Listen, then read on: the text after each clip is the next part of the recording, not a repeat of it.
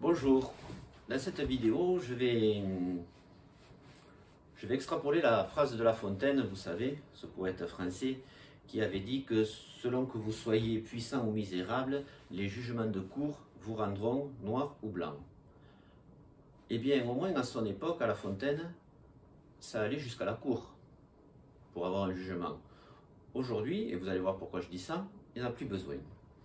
Alors vous savez que je suis élu en conseil de discipline, vu qu'il passe régulièrement des affaires pour des agents qui ont volé. Il faut le dire, ils ont volé.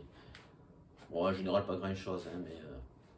Et là, qu'est-ce qu'on entend de la part des élus politiques, hein, et des syndicats, de certains syndicats aussi? C'est inacceptable, ils ont entaché j'allais dire la mémoire, hein. Non, ils ont entaché l'image de la mairie, vous voyez, une dramatisation absolue. Et donc là, pour en revenir à mon affaire, donc, ça commence par quoi? Alors, un agent me contacte au cours de l'année 2020, parce qu'il est en instance de divorce. Sa compagne ou ex-compagne était cadre à la mairie, dans un service. Et celle-ci, d'après l'agent, hein, j'ai toutes les preuves de ce que je dis quand même, vous vous doutez bien que je n'avancerai pas sans preuve. D'après l'agent, cette dernière volait du matériel dans son service, divers matériels, vous allez voir plus tard. Donc je vous l'ai dit, hein, c'est une cadre, pas très haute hein, quand même, mais c'est une cadre, c'est pas un employé lambda. Et donc cet agent est embêté parce qu'il n'a pas envie d'être accusé de recel. Donc qu'est-ce qu'il fait? Il m'amène tout le matériel, je lui fais signer une décharge pour ne pas être non plus accusé de recel. Donc voilà, et je préviens la hiérarchie de son ex-compagne. Alors la hiérarchie m'a fait une réponse pour le moins étonnante. C'est pas évident que ce matériel vienne de la mairie. Voilà. Bon, là où il y a marqué Toulouse Métropole, oui, là c'est assez évident, mais le reste, non. Non, non. Bon, en fait, ils se foutent de moi pour changer, mais bon. Et donc je préviens Madame Mazar et Monsieur Thomas, si mes souvenirs sont bons, et ils sont bons, qui me disent oui, tout à fait, c'est inacceptable, on va instruire cette affaire. Ouais, je me dis super. Enfin super, c'est pas que ça me touche énormément, hein, mais bon, au moins je vois que, comme disait La Fontaine, contrairement à ce que disait La Fontaine, là, qu'on soit puissant ou misérable, vous avez compris que c'est des allégories, hein. Enfin c'est exagéré. Et là au moins la justice va tomber. Bon, réponse de l'administration. Donc, alors attention, je leur envoie des photos, je leur envoie un récit détaillé, je leur envoie tout ce qu'il faut, hein. Ça va être rapide, la lecture. Alors, elle les aurait ramenés pour son usage personnel. C'est écrit, hein, à la maison. D'accord. Et ensuite, ils mettent l'attribution des EPI et tenues de travail aux agents relève d'une affectation à titre individuel. Voilà, ils se mettent le doigt dans l'œil parce qu'il ne s'agit pas que de pays. Vous allez le voir, hein, le matériel après. Restez jusqu'à la fin de la vidéo.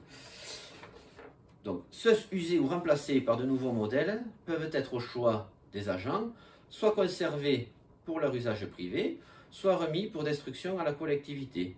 Il n'appartient donc pas à la collectivité de les récupérer, ni d'un syndicat, ni d'une tierce personne.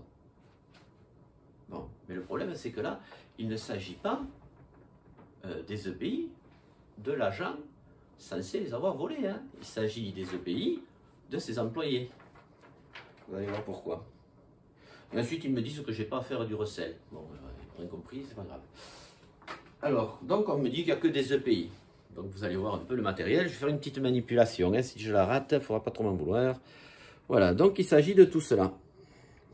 Alors attention. Allez, là, c'est bien cadré. Alors attention, hein. Il n'y a qu'une petite partie là. Parce que le but était de revendre sur le bon coin. Donc vous voyez qu'il n'y a pas... Alors il y a des EPI, hein, c'est vrai. Il y a quand même des sacrés blousons, hein. Des blousons de qualité, 3. Des casques. Des chaussures de sécurité, toutes neuves. Ah, pour filles.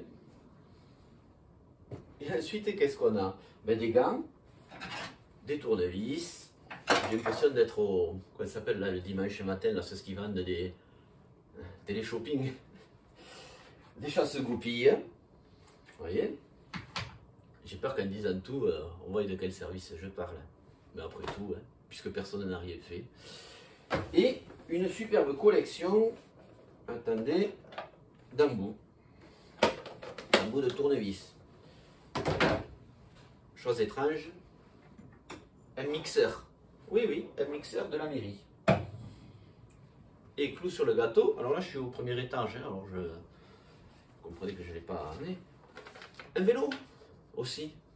Un vélo. Voilà. Alors quand Monsieur Thomas me parle de pays, je ne vois pas en quoi tout ce matériel. Alors il y en a si, c'est des EPI. Hein. Tout ce matériel, c'est des EPI. Alors vous ne voyez pas écrit Toulouse Métropole. J'ai oublié de vous le préciser. Dans le dos, parce que j'ai appris que c'était passé au Karcher pour pouvoir les vendre. Hein. C'est vrai que vendre sur le bon coin des trucs marqués Toulouse Métropole, ça ne doit pas être à la portée de tout le monde. Voilà. Ben là, il n'y aura pas de suite. Voilà. Pourquoi? Alors, est-ce que c'est parce que c'est une cadre? Est-ce que c'est parce que c'est une amie de quelqu'un? Écoutez, c'est comme ça. Voilà. Je vous remercie d'avoir suivi cette vidéo.